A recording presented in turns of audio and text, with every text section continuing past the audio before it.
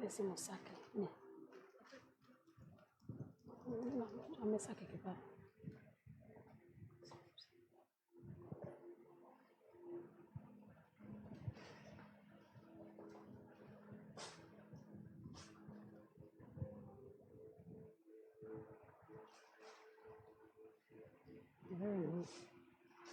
D'accord, on s'en va.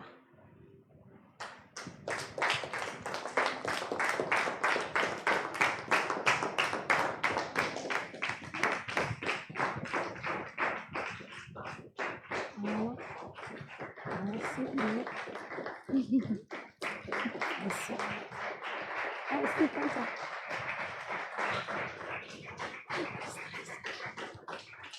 Bonsoir à tous, bonsoir à toutes. Merci d'être présents dans sa présence.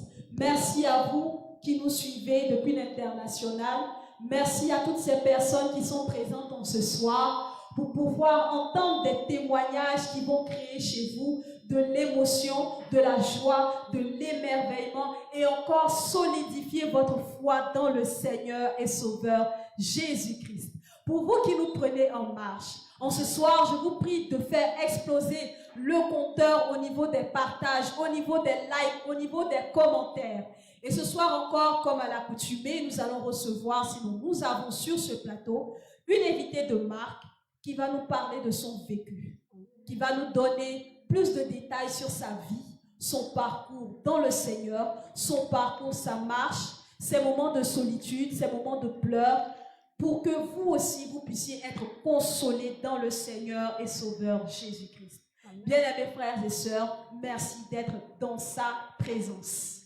Et en ce soir, nous recevons sur ce plateau, pour votre émission mensuelle, nous recevons la servante de Dieu, Bintou Koné Esther, que je vous prie d'ovationner.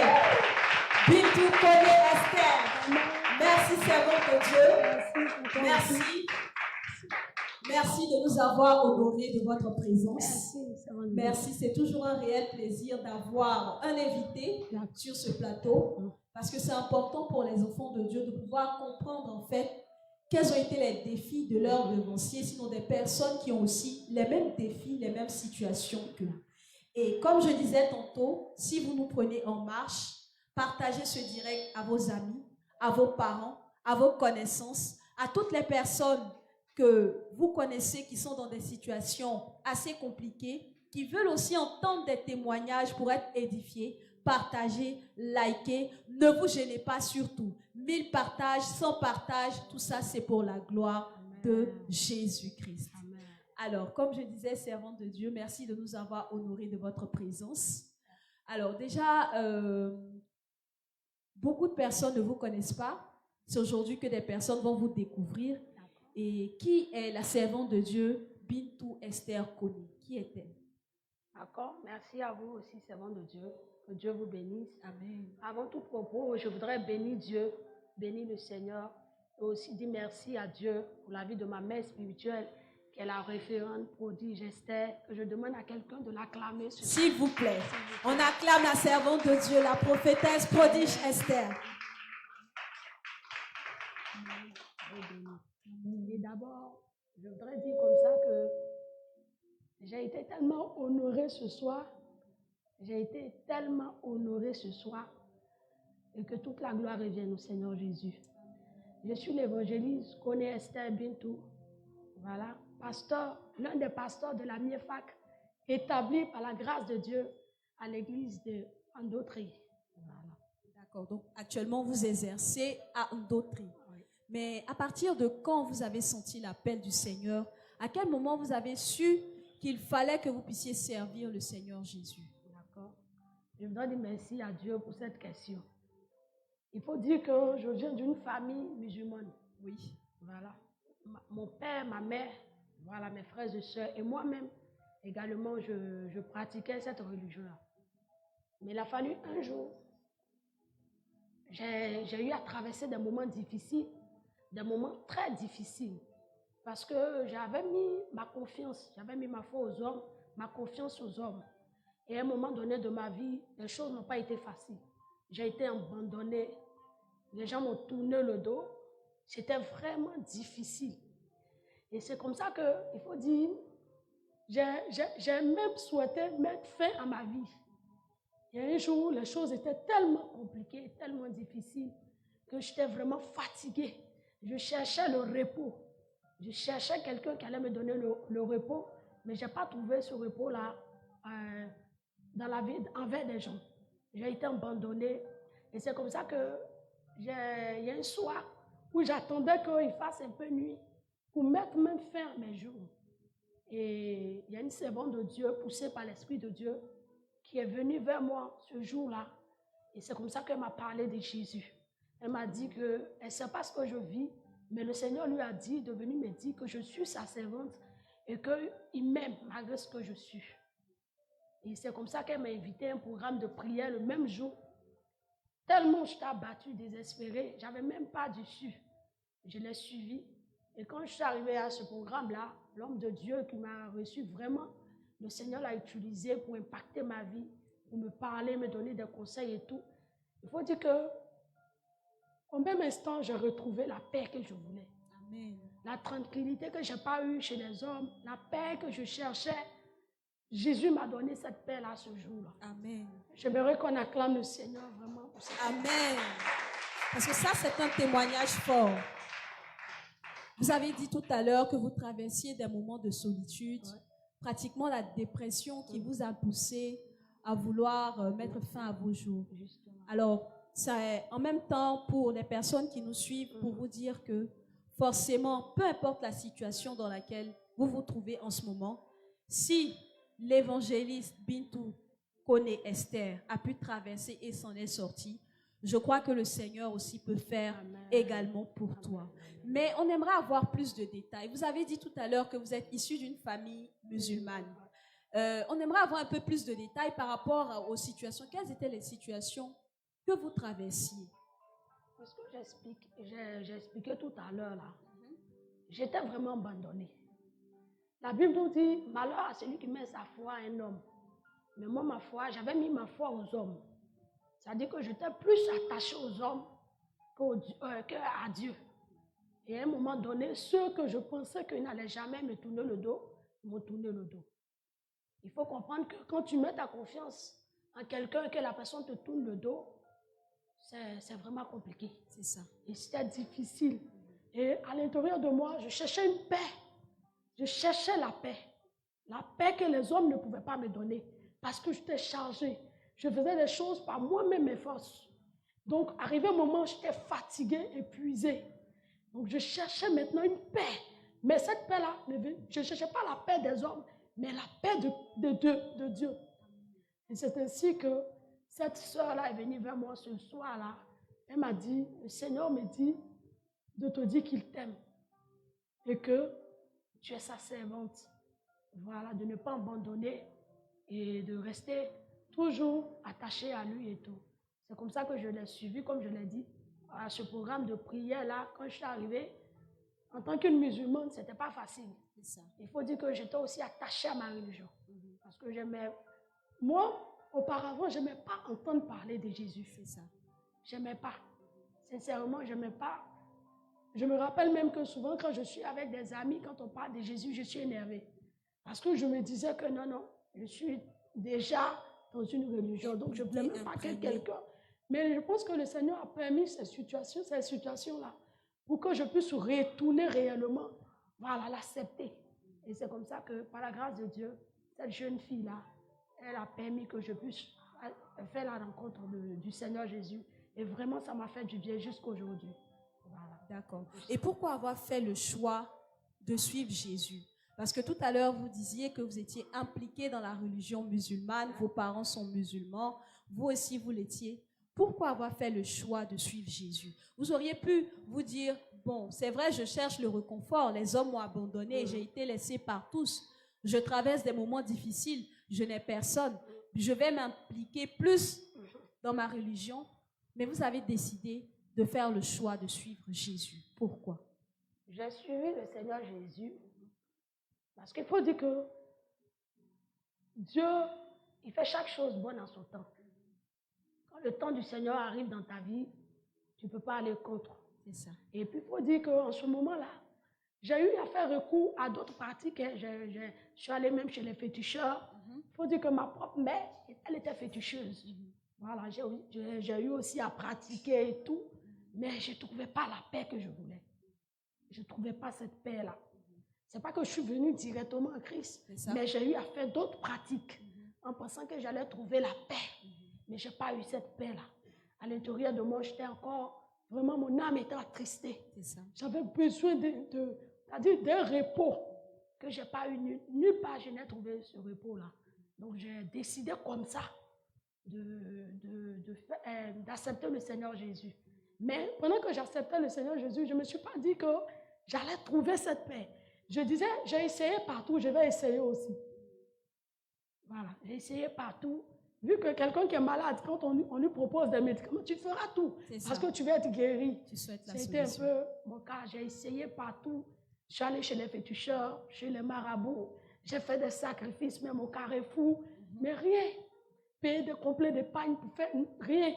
Et aussi, on me parle de Jésus. Je dis, bon, pourquoi ne pas essayer? C'est comme ça que j'ai accepté le Seigneur.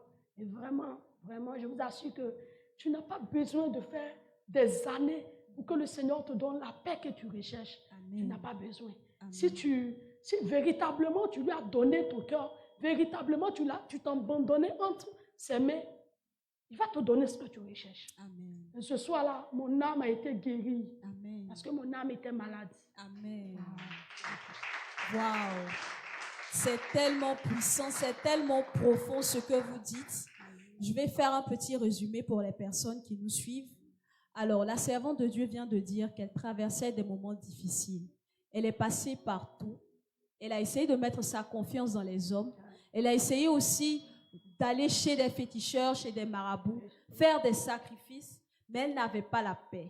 Alors, pour toi qui recherches la paix, pour toi qui penses que la paix serait dans des choses matérielles ou dans autre chose, pour toi qui tourne sur toi, la servante de Dieu veut te dire ce soir que la véritable paix se trouve en Jésus. Amen. Il n'y a que Jésus seul qui peut te donner la paix. Amen. Donc arrête de pouvoir tourner, viens à Jésus. Il n'y a que lui seul qui peut te donner la paix que tu recherches, Amen. La paix de ton âme. Que le Seigneur nous bénisse. Amen. Alors servante de Dieu, vous étiez musulmane. C'est très intéressant parce que c'est le témoignage d'une musulmane. Et toi qui nous prends en marche, n'oublie pas, s'il te plaît, de partager cela à ton frère, à ta sœur. Like et commente. Amen. Alors, lorsque vous avez décidé maintenant, puisque vous avez fait le choix de marcher avec Jésus, il vous a apporté la paix que vous cherchiez. Est-ce que vous avez eu des persécutions? Est-ce que c'était difficile pour vous de vous détacher de la famille? Parce que vous avez dit tout à l'heure, vos parents sont musulmans. Votre maman faisait aussi des pratiques de fétiche et tout ça. Est-ce que c'était difficile? Est-ce qu'il y a eu la persécution? Comment ça s'est passé pour que vous puissiez vous détacher pour venir à Jésus? D'accord. Dieu vous bénisse, servant de Dieu. Il faut dire que ce n'était pas facile. Ce n'était pas facile pour mes frères et sœurs et pour les parents aussi. Et surtout, je vivais dans un environnement où j'étais entourée de mes frères et sœurs musulmans. Donc, ça n'a pas été facile. Ça n'a pas été facile. Les parents aussi s'opposaient et tout. Mais le Seigneur va faire quelque chose encore qui va marquer la famille. C'est-à-dire que, après avoir accepté le Seigneur, je me réveille un matin. Voilà une maladie qui va vraiment me toucher. Je tombe malade. Je suis tombée gravement malade. J'ai fait même 2 semaines sans manger, sans boire. Je ne pouvais pas manger, je ne pouvais pas boire. Il fallait des tuyaux pour que je puisse avoir de la nourriture et tout. Et on a tout fait. Ce n'était pas facile. Les parents ont fait et tout, mais la maladie était là. Et c'est comme ça que le Seigneur Jésus, en ce moment, il faut dire, quand j'ai eu cette paix que le Seigneur m'avait déjà donnée, quand je suis retournée encore en famille, ce n'était pas facile. Les amis et tout, pourquoi abandonner et tout. Il faut dire qu'il est arrivé un moment, je me suis encore retournée. Le Seigneur va encore faire quelque chose. Vous êtes retournée dans la religion. Ok. Et c'est comme ça que je tombe malade. Où on allait un peu chez les marabouts encore, hein, les féticheurs et tout. Ma mère même, elle était féticheuse, mais rien. La maladie, de jour en jour, ça s'aggravait. C'est ça. Et je me suis retrouvée au CHU de Trècheville. Voilà. J'ai fait 2 semaines là-bas, sans manger, sans boire. Il faut dire que le jour où je devais être opérée, parce que j'ai été opérée à la gorge. Voilà. Le jour où on devait m'opérer, il y a une servante de Dieu encore qui revient à l'hôpital matin pour l'évangélisation, prier pour les malades. C'est ça. Voilà. Et quand elle m'a vue, elle m'a dit comme ça, qu'il faille que tu donnes ta vie réellement au Seigneur Jésus. Amen. Sans savoir que vous étiez musulmane. Sans savoir. Elle a prié pour moi et puis elle m'a dit, il faut que tu donnes ta vie véritablement au Seigneur. Sinon, là où tu pars, ce n'est pas évident que tu ressortes. Le Seigneur a un autre plan pour toi. Amen. Tu as tes plans, mais le Seigneur a un autre plan. Amen. Et là encore, je n'avais pas le choix. Alors, j'accepte encore le Seigneur véritablement. Je rentre au bloc à 14h, je ressors le lendemain à 18h. Wow. Wow. Je ressors le lendemain à 18h. Mais ce qui a plus marqué les parents, c'est qu'ils étaient là quand cette dame priait pour moi. Et vu qu'ils ont tout fait, eux aussi, ils ont eu recours à leur pratique qu'ils faisaient. Il n'y avait rien. Mon visage était déformé. Je t'assure, Seigneur de Dieu, si ce n'était pas la grâce de Dieu, je n'allais pas retrouver le visage que j'ai aujourd'hui. Wow. Parce que mon visage était déformé. Quelqu'un qui me connaissait auparavant, quand il me voyait, il ne pouvait pas reconnaître que c'était moi. Mais je suis rentrée au bloc. J'ai vu Jésus. Amen. J'ai vu Jésus. Amen. J'ai vu Jésus. J'ai vu Jésus vraiment. Et je finis l'opération. Les médecins me demandent encore d'aller pour arracher la dent et tout. J'arrive, là, cette façon, on m'amène au CHU de Cocody. Donc, j'arrive au CHU de Cocody. La dame qui devait me recevoir pour faire elle devait faire des échos et tout, voilà, des radios et tout. Et quand elle a fini la radio, et puis elle me regarde et me dit, mais ce que tu vis là, moi, je n'ai jamais vu ça. Hein? Parce que si on doit arracher la dent, on va forcément toucher tes yeux. Wow. On va forcément toucher tes yeux. Et je lui ai dit... La dent toucher les yeux. Si elle devait arracher les dents, ça allait forcément toucher mes yeux. Et je lui ai dit, il y a un Dieu qui m'a enlevé du bloc. Amen. Et je pense que ce Dieu-là peut encore faire quelque chose. Amen. Donc là, en même temps, vous avez manifesté la foi. Manifesté la foi en ce Dieu que vous ne connaissiez même pas encore. Parce que là, vous étiez en train de traverser les épreuves. Ouais. C'est vrai, vous aviez vu ça, mais vous ne le connaissiez pas encore dans sa totalité. Non. Wow. Et je lui ai dit, et elle m'a regardé, elle m'a dit, tu es chrétienne? Mais quand on te voit à l'apparence, tu es musulman. J'ai dit, non, je suis chrétienne. Elle dit, ok, on va prier. Et elle m'a même dit, bon, ne va pas d'abord à la caisse pour acheter parce que je ne pense pas qu'on pourra. Attends que je fasse l'anesthésie, on va essayer. Si on n'a pas pu, je pense que vous allez aller ailleurs. Et je lui ai dit, j'ai un Dieu qui s'appelle Jésus. Amen. Je sais qu'il le fera. Amen. Et c'est comme ça qu'elle a commencé. La première fois, ça n'a pas été. Elle me dit, je vous ai dit que si je vais trop forcer, je dis, madame, c'est vrai que vous êtes un chirurgien, mais il y a un chirurgien par l'excellence qui est dans cette salle, qui peut aussi faire quelque chose pour moi. Parce que j'étais fatiguée. C'est ça. Je n'arrivais pas à manger, même à boire. Ce n'était pas possible. Je vous assure que la 3e fois, quand elle a essayé, le Seigneur a fait grâce. Et elle m'a dit, ton Dieu t'a répondu. Amen. Wow. Ton Dieu t'a répondu.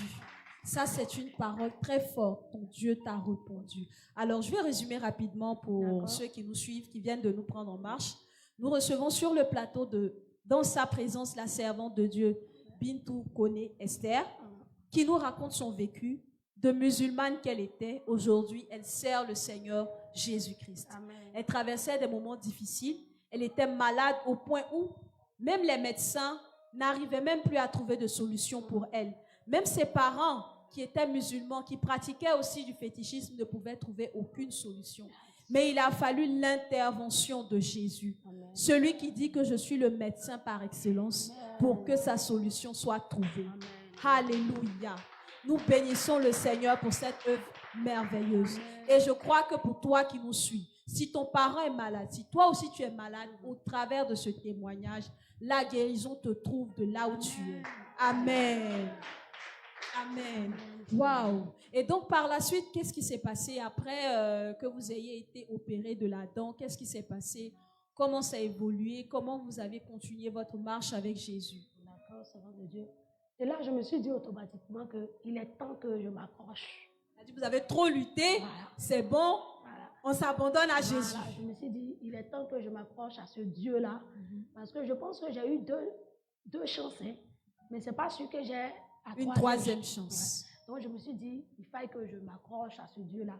Et c'est comme ça que je me suis attachée au Seigneur Jésus, et par sa grâce, je suis toujours attachée à lui. Amen. Amen. Amen.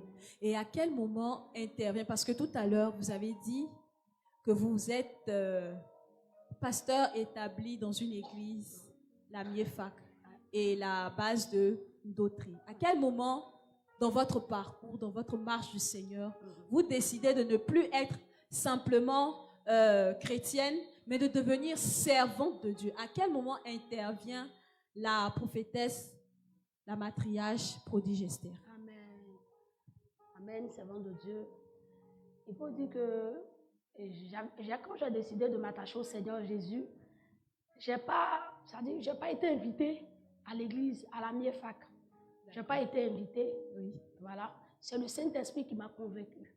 Amen. Voilà. Parce que je me suis dit, il fallait que je cherche une église où je vais prier.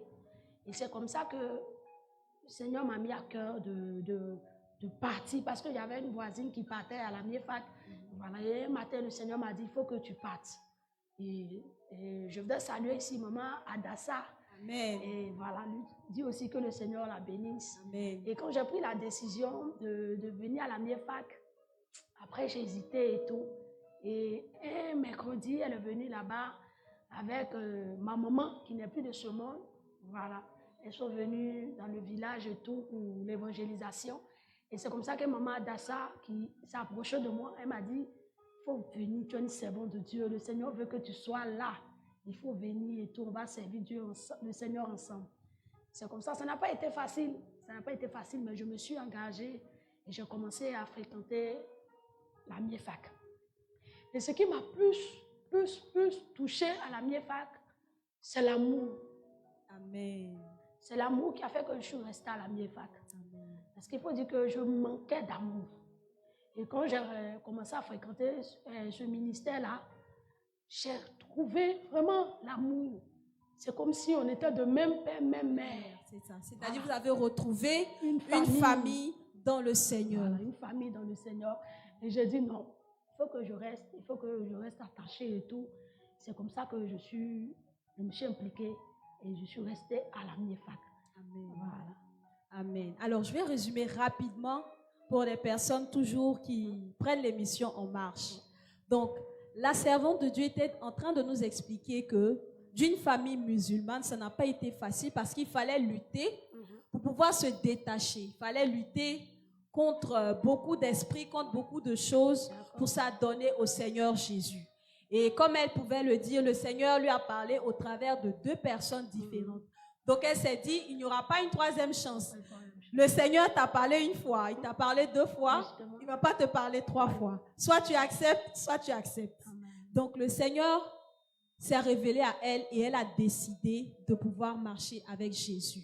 Mais dans cette marche, le Seigneur a mis à côté d'elle un ange qui l'a conduite auprès de la servante de Dieu, la matriarche prodige Esther, qui l'a élevée en tant qu'enfant. Comme pouvait le dire la servante de Dieu, ce qu'elle recherchait aussi, c'était une famille. Et dans la Miefak, elle a trouvé l'amour. Alors pour toi, qui n'as pas encore d'église locale, tu ne sais pas où aller, je t'invite à la Miefak afin que tu retrouves l'amour dans le Seigneur. Comme Jésus pouvait le dire, celui qui abandonne son père et sa mère, il va retrouver cette famille en lui. Amen. Et je crois qu'au travers de ce témoignage, l'amour de Jésus vient te trouver chez toi à la maison et vient nous retrouver à la Miefak afin qu'ensemble, nous puissions être les enfants d'un même Père. Que le Seigneur nous bénisse, servants de Dieu. Le Seigneur nous bénisse. Amen. Donc maintenant que vous avez retrouvé une famille, la famille que vous cherchiez, l'amour que vous cherchiez, la paix que vous cherchiez, la paix que vous désiriez tant, comment maintenant se passe le fait d'être établi sur une œuvre? Parce que passer de l'étape de chrétien lambda jusqu'à servir et être établi, comment ça s'est fait? D'accord. Bon, Déjà, j'avais commencé à servir auprès de ma maman, comme j'ai dit. Elle n'est plus de ce monde. J'étais auprès d'elle, je servais. Et un jour, je priais. Votre mère aussi s'est convertie au christianisme? Non, ma mère spirituelle d'abord. Votre mère spirituelle? Qui n'est plus de ce monde, voilà. Maman taillée, que je veux qu'on acclame le Seigneur aussi. On acclame le Seigneur pour sa vie. Et c'est comme ça que j'ai commencé à servir. Je l'ai beaucoup fatiguée. Et tout. Bon, on est resté dans ça. Et un jour, je priais. Et le Seigneur me dit, il est temps pour toi de déménager. Il est temps pour toi de quitter. En ce moment, j'étais à Djorobité. Il dit, maintenant, tu dois quitter Djorobité. Il faut dire que je cherchais une maison à Doku. Je ne trouvais pas. Et il y avait j'ai mon beau qui était en Dautré, qui m'a appelé pour dire, j'ai trouvé une maison pour toi en Dautré et tout. Et au début, je ne voulais pas. Et je prie encore, j'entends la voix du Seigneur qui me dit, c'est là-bas que je vais t'établir. C'est là-bas que je vais t'établir. Donc j'obéis, la Bible nous dit, l'obéissance vaut mieux que le sacrifice. C'est ça. Donc j'obéis à la voix du Seigneur, je fais mon déménagement et tout. Quand j'arrive là-bas, je priais encore et je me suis beaucoup donné dans l'évangélisation. C'est ça. Voilà, je me suis beaucoup donné dans l'évangélisation. C'est-à-dire, quand vous dites l'évangélisation, c'est-à-dire? Voilà, dans les marchés, je parlais de Jésus un peu partout. Et je n'ai pas abandonné l'église où je partais à Israël. Chaque dimanche, j'étais là. Vous faisiez le culte là-bas? Je faisais le culte là-bas. J'étais au quartier, j'évangélisais les âmes que je gagnais. Je partais avec eux les dimanches au temple Israël. Au temple Israël. Okay. Et c'est comme ça que le Seigneur me dit, je priais encore un autre jour, je venais d'un 21 jours de jeûne. Et le Seigneur va me dire comme ça qu'il est temps que tu te fasses former à une école biblique. Et ce jour-là, j'étais en train de zapper même la télévision. Et je tombe sur à peine le Seigneur me parle, je tombe aussi sur une école publique. Donc on parlait, je dis, bon, pourquoi ne pas m'engager? Je suis allée vers maman et je lui ai dit, voilà. Elle m'a dit, ok, il n'y a pas de problème, je vais en parler à maman, la matriarche, maman prodige. Et quand elle a parlé de ça, maman a dit, il n'y a pas de problème qu'elle parte. Voilà, maman a donné son ok et j'ai commencé les cours. Quand j'ai commencé les cours, je pense qu'à la deuxième année des cours, il y a une servante de Dieu qui est venue me trouver dans la cour où j'étais. Et puis elle m'a dit comme ça que je suis venue pour que tu pries pour moi. Et je lui ai dit, je prie pour toi comment? Elle m'a dit, non, le Seigneur m'a mis à cœur que tu pries pour moi, que je suis malade. J'ai dit, prier pour toi. Elle dit, toute la nuit, je ne te connais pas, mais le Seigneur m'a montré ta maison. Et c'est comme ça que j'ai prié ce jour-là. Et il faut dire que le miracle était, ça dit, ce n'est pas un jour sur le champ, le miracle s'est opéré. Amen. Moi-même, après, j'ai pris peur parce que c'était ma première fois. Et quand je finis, le Seigneur me dit, j'ai envoyé cette dame-là pour que tu puisses comprendre qu'il est temps que tu ouvres une cellule de prière. Amen. À la maison. Et j'ai commencé par la cellule de prière. C'est ça. Et arrivé un moment, j'avais même plus de place où j'étais. Il n'y avait plus de place. Et Dieu m'a fait grâce. Quelqu'un m'a prêté sa maison. Amen. Voilà, 2 chambres salon. On faisait encore la cellule de prière. Je n'avais pas de place. Et puis, maman m'a appelé. Elle m'a dit, j'ai appelé d'abord maman. J'ai dit, maman, viens voir quelque chose. Il n'y a même plus de place ici. On ne sait même pas où on va rester. Et quand elle est venue, elle dit, ça là, ça me dépasse. Il faut que j'aille vers maman, la prophétesse, la révérende, que nous, notre maman prodige Esther, il faut que j'aille maintenant lui faire part de ce qui se passe. Voilà. Et c'est comme ça qu'on est venu à une nation de grâce à Shiloh. Mais il faut dire qu'avant tout ça, j'ai failli abandonner. C'est ça. Ouais, j'ai failli abandonner encore. C'était un peu compliqué. Pourquoi? Et je viens, oui, pour moi. Je trouve là la matriarche. Elle m'a regardé, elle me dit, tu veux aller où? Tu veux fuir pour aller où? Ça dit, Dieu vous parle encore au travers de sa servante. Sans même savoir ce que je traversais, ce que je vivais. Parce que j'avais pris une décision de dire, en fait, de servir Dieu là, moi. Ça devient compliqué. Voilà. C'est pas ce qu'on s'est dit au départ. J'ai mes activités. Quand je fais le commerce, ça bouge beaucoup. Moi, je ne vais pas venir rentrer dans ça. Parce qu'on nous avait on avait compris auparavant que c'est ceux qui ont raté leur vie qui servent le Seigneur. Et je dis non, moi je fais mes activités, ça marche et tout, pourquoi venir me mettre? Et je viens à l'action de grâce, elle me regarde et dit, tu vas où? Tu veux fuir, tu vas où? C'est ici que tu vas servir. Amen. Et que c'est ici que tu vas servir.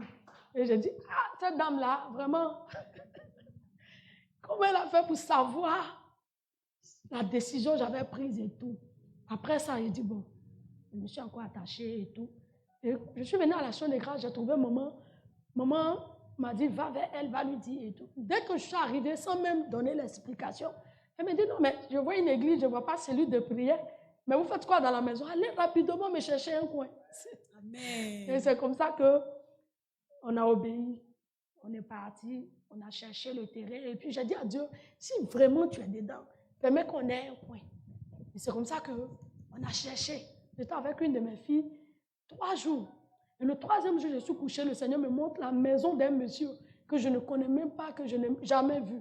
Il me dit, va le voir, il va vous donner un espace pour prier. Comme le Seigneur a dit. Waouh! Il prend soin de ses serviteurs. Et quand je suis arrivée, il dit, mais comment tu as su que... J'ai dit, ah, je ne sais pas, mais c'est Dieu qui m'a conduit vers vous. Et il n'a même pas discuté. Il dit, le terrain là où vous pouvez. Et vraiment, je veux dire merci à Dieu pour la vie de maman. Et je veux qu'on acclame Jésus pour sa vie. Vraiment. Je veux qu'on acclame Jésus pour sa vie. Parce que, en ce moment-là, elle avait plusieurs temps à bâtir. C'est ça. Mais elle a dit non. J'avais aussi d'autres charges. J'avais des mariages. Je me rappelle bien qu'il y avait des mariages qu'elle organisait. Et quand je l'appelais, j'ai dit, maman, on a eu le coin et tout. Elle dit non. Comment je vais faire pour que vous puissiez avoir des bois pour pouvoir commencer sous l'engagement? Je vais le faire. Et elle s'est vraiment... Elle a tiré, elle s'est battue et tout. Elle m'a fait un dépôt.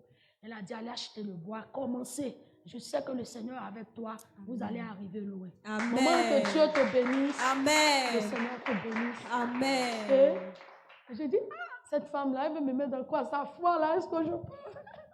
C'est-à-dire qu'elle vous prête sa foi. Est-ce que je peux? Quelque chose, je n'ai même pas dit. À peine on finit, il n'y a même pas de toiture. Elle a dit, non, non, non, il faut que tu commences dimanche qui vient là. J'ai dit, mais maman, il faut venir consacrer. Elle dit, j'ai déjà prié. Je sais que tu peux, il faut que tu commences. Amen. Je regarde le coin, je regarde la distance, je regarde, je dis, ah, la femme là, elle veut me mettre dans quoi? Est-ce que je peux? Quand j'appelle ma maman aussi qui n'est plus de ce moment, elle me dit, c'est comme ça, maman travaille, elle a parlé un mot, elle a dit quoi? C'est ça. Nous tous on est dedans, on s'en va. C'est ça. Et c'est comme ça que j'ai obéi. Et jusqu'à présent, nous avons vu la fidélité du Seigneur. Amen. Et nous avons vu son Dieu agir puissamment. Amen. Je dois dire merci à Dieu. Waouh. Que le Seigneur soit béni. J'espère que toi aussi, tu es en train de pouvoir partager parce que c'est un témoignage très édifiant. Alors, la servante de Dieu vient de nous édifier sur son parcours de musulmane à chrétienne et de chrétienne à servante de Dieu. En se faisant former, en suivant des instructions de la servante de Dieu, de la matriarche, la prophétesse prodige Esther, en obéissant aux instructions qui ont été données. Et aujourd'hui, la servante de Dieu dirige l'église Miefak, le temple d'Autré. Je prie que le Seigneur, pour toi aussi qui passes par des moments difficiles, peut-être que tu vas abandonner, tu te dis que, est-ce que le Seigneur m'a appelé? Est-ce que le Seigneur peut faire? Je crois que le Seigneur peut faire. S'il t'a appelé, il va t'équiper. Sois sûr d'avoir la couverture spirituelle d'un mentor qui va t'épauler, qui va te soutenir, qui va t'aider pour que la mission que le Seigneur t'a donnée, que tu puisses la mener à bien. C'est important parce que dans tout le discours de la servante de Dieu, elle a dit qu'elle était accompagnée. Maman lui a donné des conseils, maman lui a prodigué des conseils, maman lui a donné sa bénédiction. C'est pour te dire aussi, toi, serviteur de Dieu, toi, servant de Dieu, tu ne peux pas y arriver seul. Amen. Tu as besoin d'une couverture spirituelle sur ta tête pour avancer. Amen. Que le Seigneur te bénisse. Amen. Partage ce témoignage, s'il te plaît. Alors, servant de Dieu, pour revenir à vous, parce que c'est très intéressant tout ce que vous nous dites, ça fortifie notre foi. Amen. Ça nous aide aussi à pouvoir continuer de croire que c'est possible. Amen. Pour une femme, vous arrivez sur un terrain qui est vide, vous rentrez dans les marchés, vous faites les évangélisations au point où la maison ne peut plus contenir le monde, où il faut avoir un temple, un espace plus grand. Quels ont été les défis auxquels vous avez été confrontés en d'autres? C'est-à-dire les difficultés que vous avez vécues, tout ça. Qu'est-ce qui était comme blocage devant de vous? D'accord, servant de Dieu. Il faut dire que, comme je le dis, là où on a eu le terrain, la La première fois que je suis arrivée, j'ai dit non. Est-ce que je peux? Le Seigneur me dit, c'est là que je veux que tu sois. Et ce n'était pas du tout facile. Ce n'était pas facile. J'avais pas de route. J'avais même pas de courant. C'était difficile et tout. Quand tu vas à l'évangélisation, quand tu invites quelqu'un, quand la personne te demande là où l'église est située, quand tu essaies d'indiquer les gars, c'est loin, on ne peut pas venir et tout. Ça veut dire que tu sors toute la semaine, tu vas à l'évangélisation, les âmes sont bénies, des personnes sont guéries, mais dimanche, tu te retrouves 2 ou 3 personnes, tu te dis, est-ce que je peux continuer, est-ce que je peux? Et la distance, ce n'était pas facile. Et pour commencer déjà, on n'avait pas de chaise. On n'avait pas de chaise. Je veux dire à quelqu'un que ce ne sont pas des paresseux qui servent Dieu. Amen. Tu ne peux pas servir le Seigneur étant paresseux. Et cette parole-là, maman me l'a dite. Elle m'a dit, tu sais, j'ai aussi eu mon témoignage avec mes enfants. Je sais là où le Seigneur m'a pris. Si tu veux servir Dieu et étant paresseux, tu ne pourras pas atteindre des objectifs. Et j'ai pris ce conseil et il n'y avait pas de chaise. Et la distance de là où j'habite et l'église, c'était vraiment, vraiment, vraiment loin. Chaque dimanche, il faut se lever peut-être à 5 h du matin. Tu ne dors pas toute la nuit pour préparer le culte. Et quand on dit 6 h, il faut sortir pour aller voir s'il y a des chaises que tu peux louer. Chercher un tricite qui va prendre les chaises. Voilà, qui va prendre les chaises. Parfois, moi-même, je montais dans le tricite. Voilà. Et il y a un jour où j'ai dit, oh Seigneur, qu'est-ce que j'ai fait pour mériter ce châtiment-là? C'était un dimanche, j'étais même en retard. Donc, je devais partir avec des fidèles. J'ai évangélisé d'autres personnes, je devais partir avec eux. Et je mets des chaises, maman m'avait offert des baffes d'évangélisation et tout, dans le tricite, pour que le monsieur, comme il a l'habitude de venir. Et ce jour, quand je l'ai appelé, il m'a dit, non, je ne serai pas là, mon frère va venir vous chercher. Et son frère part, il disparaît avec toutes les chaises. Les appareils, tout. Et j'arrive à l'église, pensant que tout était là. Les gens sont arrêtés. Il n'y a pas de chaises, il n'y a rien. Il est 8 h. Et là, la panique. Je deviens fort. J'ai dit, mais de un, ce n'était même pas mes chaises, je les louais. C'est ça. Déjà, je commence à calculer. Si je dois rembourser tout ça là, ça doit me faire combien? C'est ça. Et je suis là, je dis, Seigneur, je remonte encore la côte pour aller chercher le monsieur. Et pendant que je cours de partout pour le chercher, j'avais un de mes fils, je l'ai mis, j'ai dit, commencez la direction. Pendant que moi, je vais pour chercher le monsieur. Et je cherche le monsieur. Et c'est trouvé qu'il y a une de mes filles qui venait. Elle quittait à Bobo pour venir. Et puis elle m'a appelé, elle m'a dit, maman, en fait, elle me connaissait, elle savait que c'est nous, chaque dimanche, on louait les chaises, oui. Voilà. Elle dit, maman, je vois un monsieur avec des chaises ici. Est-ce que ce n'est pas pour nous, là? J'ai dit, oh, il faut l'arrêter, ce sont nos chaises, là. C'est pour nous, ce sont nos effets et tout. C'est comme ça qu'elle revient avec le monsieur et tout. Et je viens même, il était pratiquement 10 h. Je transpirais comme ça. Je devais aussi prêcher. Ça n'a pas été du tout facile. Comme je le dis, il faut être courageux pour servir le Seigneur. Amen. Il faut être courageux pour servir le Seigneur. Ça n'a pas été facile. Souvent même, il n'y avait rien à manger. C'était difficile. Mais je dis, je ne vais pas abandonner. On ne recule pas, on avance avec le Seigneur. Parce que je ne peux pas servir Dieu et échouer dans la vie. Amen. Non. Si Jésus n'a pas échoué à la croix, je ne peux pas échouer. Amen. Et c'est ça ma force, au fait. Je mets ça dans ma tête, je me dis, quand je regarde ma mère, qui est une femme, tout ce qu'elle a eu à faire, je sais que je peux aussi arriver. Amen. Amen. Wow. Ça n'a pas été facile. C'est ça l'importance aussi d'avoir un mentor. Parce que tu te sers de son exemple pour pouvoir avancer. Et ce que la servante de Dieu vient de dire, c'est que pour toi qui es serviteur ou servante de Dieu, arme-toi de courage, Amen. Retrousse les manches. Le Seigneur est avec toi, comme il pouvait le dire. Sois fortifié et prends courage. Ce n'est pas facile. Il n'a jamais dit que ce sera facile, mais il a dit que ce sera possible. Donc, garde toujours la foi. Amen. Marche toujours dans l'espérance. Crois au Seigneur parce que c'est lui qui t'a appelé. Amen. Et je crois que le Seigneur va le faire. Et il ne te dit pas, je suis une femme, je suis un homme. Il a dit dans les derniers temps qu'il va répandre son esprit sur les filles et les fils. Ce qui veut dire que ce qu'il peut faire avec un homme, pour toi qui es une femme, si tu te disposes, le Seigneur peut aller au-delà avec toi. Amen. Voici la servante de Dieu qui vient de donner son témoignage. Malgré les difficultés, malgré les moments de solitude, des moments où elle a voulu abandonner, des moments où elle a voulu, ne serait-ce que dire, Seigneur, c'est bon. Je fais déjà le commerce, je m'en sors. Mais elle a trouvé la force déjà dans son mentor, dans son leader, qui lui a servi d'exemple. Et elle a retrouvé son confort dans le Seigneur Jésus. Toi aussi, tu peux y arriver. Partage ce témoignage, s'il te plaît. Partage, commente et like le témoignage. Servons de Dieu, que le Seigneur vous bénisse. Parce que ce n'a pas été évident. Parce que pour une femme aussi, être sur une œuvre, être établie, il faut avoir une force qui soit doublée. Vraiment, que le Seigneur vous bénisse et vous fortifie. Et je crois que le Seigneur va aller encore plus loin avec vous. Et vous avez dit tout à l'heure que votre force, c'est que vous serviez, c'est-à-dire vous serviez de l'exemple de la prophétesse, la matriarche prodige Esther, pour pouvoir avancer. Vous vous disiez, si elle est passée par là et qu'elle s'en est sortie, vous aussi, vous pouvez passer par là et vous en sortir. En dehors de ça, est-ce que vous aviez d'autres forces? Est-ce qu'il y avait d'autres motivations qui vous poussaient à servir le Seigneur? Je peux dire que ma force aussi, c'est le Saint-Esprit. Amen. Et l'obéissance surtout. Amen. L'obéissance et le Saint-Esprit. Voilà, ma force a été le Saint-Esprit jusqu'à présent. Parfois, il t'arrive d'abandonner.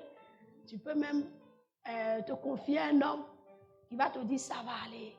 Mais toi, seul, tu sais ce que tu vis de l'intérieur. C'est ça. Mais le Saint-Esprit, il est mieux placé pour te consoler. Amen. Il est mieux placé pour renouveler tes forces et tout. Donc, parfois, quand c'est compliqué, j'appelle maman. Quand elle prie pour moi, je dis Saint-Esprit, si tu ne renouvelles pas mes forces, je risque d'abandonner. C'est ça. Et automatiquement, c'est comme si je ne vivais pas d'épreuve. Le Saint-Esprit me fortifie, vous console. Me fortifie. L'une des forces aussi du ministère à laquelle, par la grâce de Dieu, le Seigneur m'a appelé, j'ai compris que quand tu veux aller loin avec le Seigneur, c'est le sacrifice. C'est ça. C'est le sacrifice. Sacrifice sur tous les plans. Amen. Sacrifier ton corps, sacrifier même ton argent. Parce que il peut arriver qu'il y a des choses que tu peux acheter. Parce que tu travailles, tu te bats, tu fais tes activités. Mais Dieu peut te dire, ce n'est pas encore le temps. C'est ça. Ce n'est pas encore le temps. Ce n'est pas encore le temps. Le Seigneur peut te dire, attends encore. Cet argent-là, prends pour mon œuvre ou prends pour... Voilà. Donc, je peux dire que c'est le sacrifice et surtout le donner. Le donner. Parce que je me dis, j'ai donné au féticheur. J'ai donné au marabout.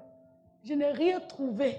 C'est ça. Pourquoi pas donner à celui-là qui rend grand? Amen. Pourquoi pas donner à celui-là qui peut changer? Amen. Alléluia. Pourquoi pas donner à celui-là qui peut tout faire? Parce qu'il faut dire que j'ai vu Dieu dans ma vie. J'ai vu la fidélité de Dieu dans ma vie. Et je veux encourager quelqu'un. Je veux dire à quelqu'un, même quand tu donnes de ton argent à l'église, il y aura les gens qui vont te dire, pourquoi? Les pasteurs là, c'est des escrocs. C'est ça. Pourquoi tu prends ton argent, tu donnes à l'église? Par contre, tu peux t'acheter. Mais la Bible nous dit chaque chose en son temps. C'est ça. Et la bénédiction de l'Éternel enrichit. Elle n'est suivie d'aucun chagrin. C'est ça.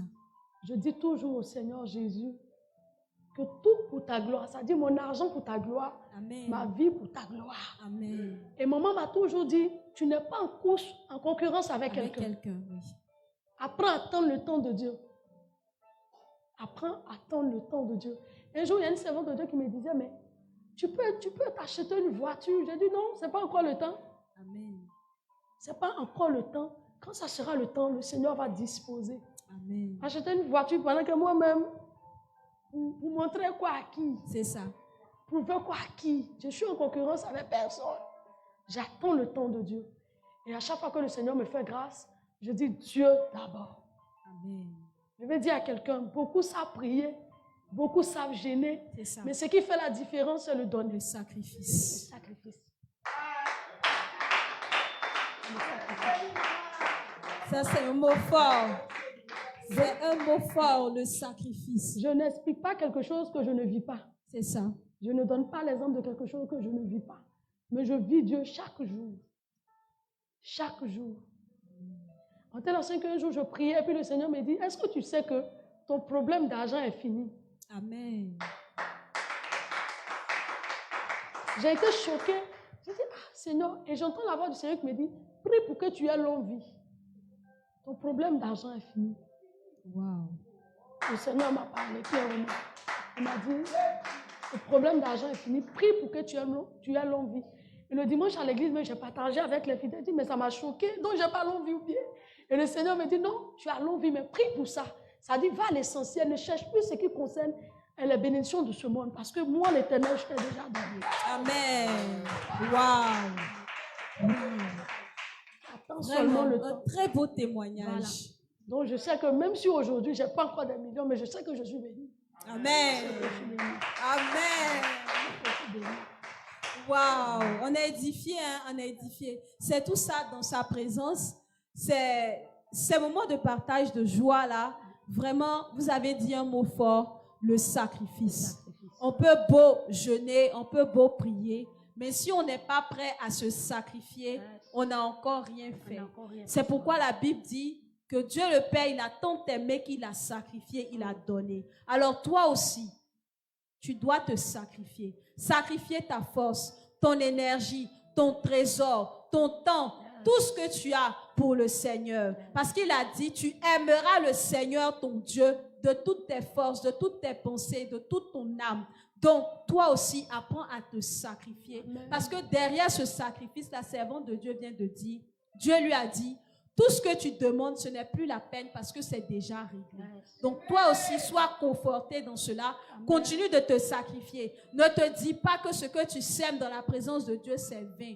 Non, il n'y a aucune graine qui ne tombe dans la terre fertile de Jésus qui ne produira pas de fruits. Sache que tu vas produire des fruits, mais au temps convenable. Que le Seigneur te bénisse. Alors, nous allons poursuivre, servants de Dieu. Aujourd'hui, avec toute votre expérience, tout votre parcours, quels sont les défis que vous souhaitez relever? C'est-à-dire que maintenant, vous avez parlé de la fidélité, vous avez vu la fidélité de Dieu. Vous avez vu sa main lorsque vous avez décidé de tout sacrifier. Vous avez dit Dieu d'abord. Quels sont les défis que vous-même vous vous êtes lancés pour l'œuvre de Dieu? D'accord. Bon, déjà, comme je le disais auparavant, j'ai dit, je ne peux pas servir Dieu et échouer. C'est ça. Je ne peux pas servir Dieu, un si grand Dieu, et puis demain traîner comme si je n'ai pas servi Dieu. Demain souffrir. Ça dit, je souffre pour aujourd'hui. Pour un temps. Pour un temps. Mais je ne peux pas servir Dieu et demain à ma retraite, je le dis tout le temps. Je dis, Seigneur, je ne peux pas te servir et être demain à ma retraite souffrir. Ce n'est pas possible. Et ça, c'est l'un de mes défis que je veux relever. Je dis, Seigneur, je veux te servir dans l'intégrité, dans la loyauté, dans la vérité. Amen. Et en retour, je sais que tu vas me mettre dans le repos. Amen. Voilà, l'un des défis que je veux que le Seigneur réalise dans ma vie, c'est qu'il me donne le véritable repos. Amen. Le véritable repos. Qu'est-ce que vous entendez par le véritable repos? Vous dites comme ça que on voit des personnes même qui ne connaissent pas le Seigneur. Quand ils sont à la retraite, ils sont dans le repos.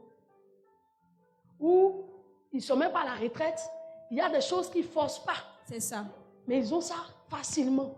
Donc je me dis, je ne peux pas servir Dieu.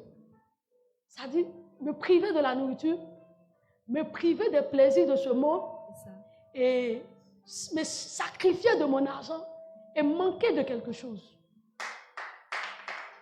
Ce n'est pas possible. Et manquer de quelque chose.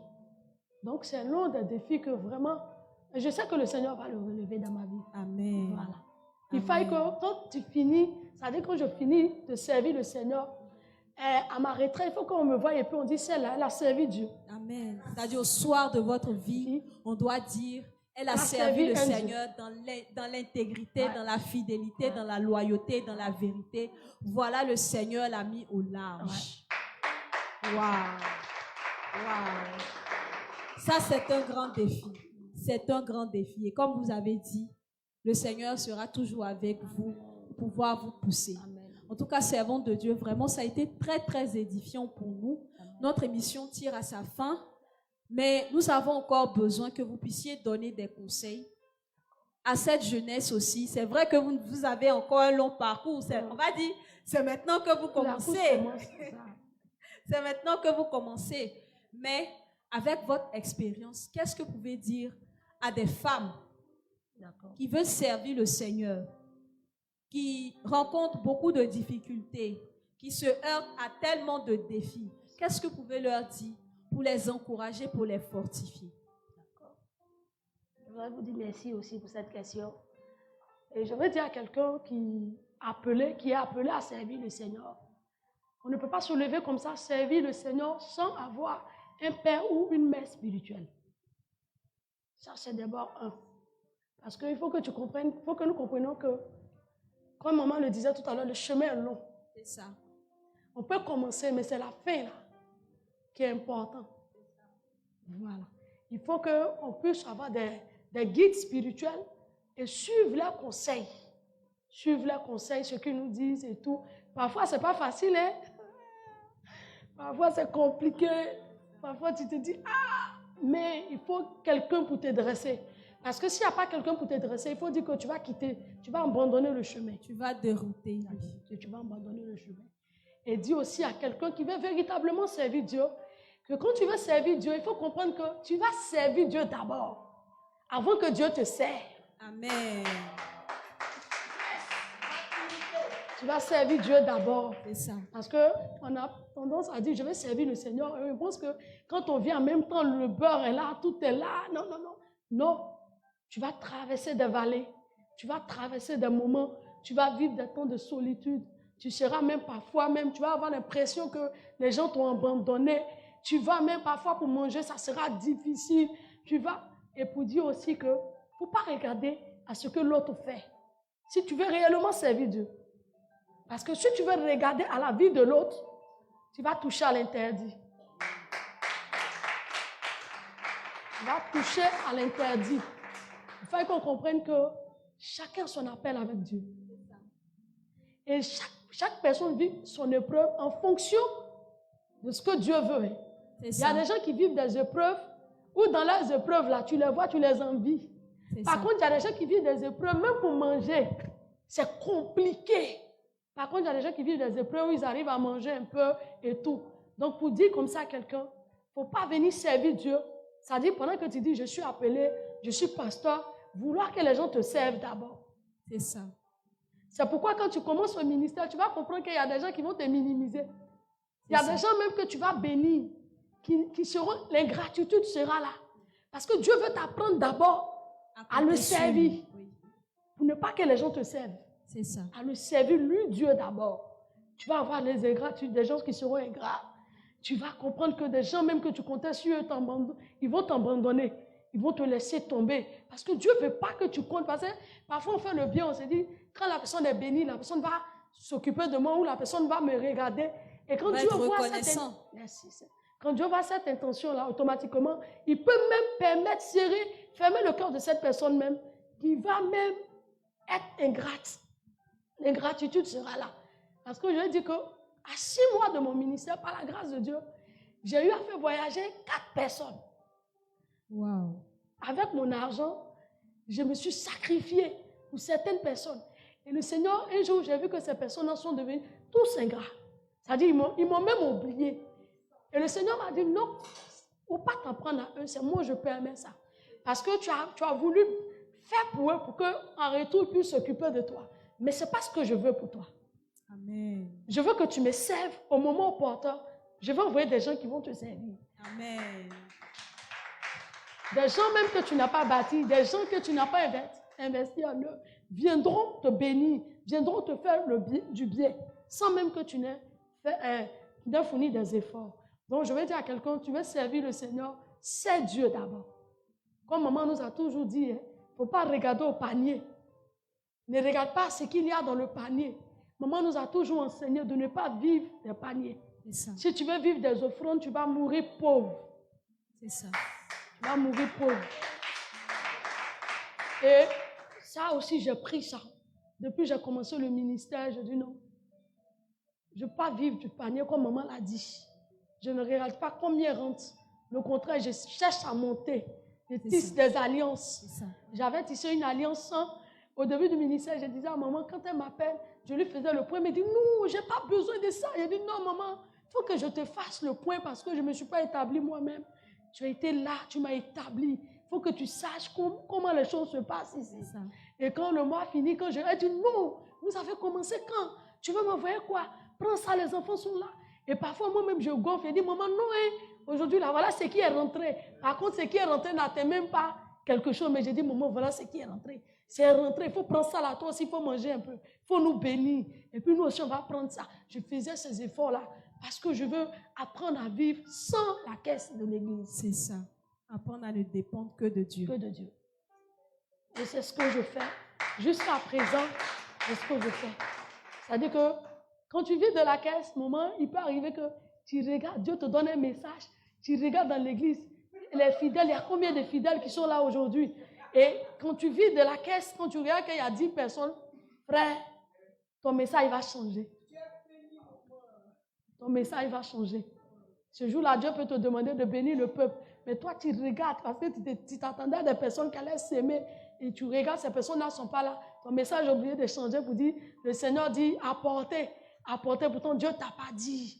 Donc maman nous a toujours dit, ne vivez pas de la caisse. Parce que vous allez penser que c'est une bénédiction, par contre c'est une malédiction. Ce n'est pas à vous qu'on apporte, c'est à Dieu qu'on apporte. Amen. Et ce conseil-là, je porte ça aussi dans mon cœur. Je ne vis pas de la caisse. Pour dire un homme de Dieu, pour dire, c'est pas facile servir Dieu. C'est pas facile. Mais il faut persévérer. Amen. Il faut persévérer. Il ne faut pas abandonner. Il faut t'attacher, il faut t'accrocher à la voix. Parce qu'on a tous entendu une voix qui nous a dit, je t'ai appelé. À cette voix-là, il faut t'attacher à cette voix-là. Parce qu'au bout de l'effort, comme le Seigneur le dit, il y a une récompense qui est là. Amen. Donc que Dieu nous bénisse. Shalom à chacun de nous. Amen. Waouh, c'est un temps vraiment fort. Est-ce qu'on peut acclamer le Seigneur? Mets des cœurs, mets des likes, s'il te plaît, si tu me suis en direct. Waouh, vraiment, c'est tellement édifiant ce que vous venez de dire, servante de Dieu. Je vais résumer rapidement. La servante de Dieu vient de dire que nous ne devons apprendre qu'à compter sur Dieu. Ne pas regarder aux hommes. Les hommes sont versatiles. Il peut te dire aujourd'hui, je vais te bénir et demain ne pas le faire. Alors que Dieu, il est fidèle en sa parole. Si c'est lui qui t'a appelé, il va susciter des corbeaux pour venir te nourrir. Il va descendre la caille le matin. Il va descendre la manne pour toi. Amen. Donc, ne te soucie de rien. Fais-lui confiance. Marche selon ses ordonnances. Aie un mentor sur ta vie. Continue de faire confiance à Jésus. Sois fidèle et ne cherche pas à faire des choses en dessous. Comme vous avez dit tout à l'heure, vous faites les points à la servante de Dieu. Voilà comment ça se passe. Voilà ce qu'il y a. Voilà ce qui rentre dans l'église. Voilà ce qu'il faut. Voilà comme dépense. Il faut toujours être dans la transparence, dans l'œuvre de Dieu. Vraiment, servante de Dieu, merci beaucoup pour votre témoignage. J'aimerais qu'on acclame le Seigneur encore pour sa vie. J'aimerais qu'on acclame le Seigneur pour sa vie. Parce que son expérience, pour une femme, ce n'est pas facile. Pour une femme, elle a démontré de la force. Elle a démontré de la force. Jusqu'à présent, elle continue de servir le Seigneur avec loyauté, fidélité, transparence, intégrité, vérité. Amen. Toi aussi, tu peux le faire. Amen. Toi aussi, tu peux le faire. Toi aussi qui regardes, tu peux le faire. Amen. Ça te concerne. Si sa vie a été un témoignage de musulmane qu'elle était, malade, abandonnée, oubliée des hommes, rejetée, elle s'est accrochée à Jésus qui lui a parlé. Elle est devenue servante de Dieu, parcourir les marchés, raconter son témoignage pour édifier d'autres personnes, gagner des personnes à Christ. C'est que toi aussi tu peux le faire. Toi aussi tu peux servir d'instrument pour Jésus. Toi aussi tu peux parler de lui et ça va édifier une vie, 2 vies, 3 vies. Et tout cela apporte de la joie dans le royaume des cieux. Dans sa présence, c'est tout ça. Dans sa présence, c'est des témoignages, c'est des conseils, c'est de l'émerveillement, c'est de la sagesse pour te permettre d'évoluer spirituellement. En tout cas, servants de Dieu, merci beaucoup d'avoir accepté notre invitation. Merci pour le témoignage et la bénédiction que vous êtes dans la MIEFAC. Et nous croyons que le Seigneur va encore vous emmener dans les hauteurs. Et je crois que dans la fidélité, dans l'obéissance, il va vous faire croître encore et encore. Que le Seigneur vous bénisse.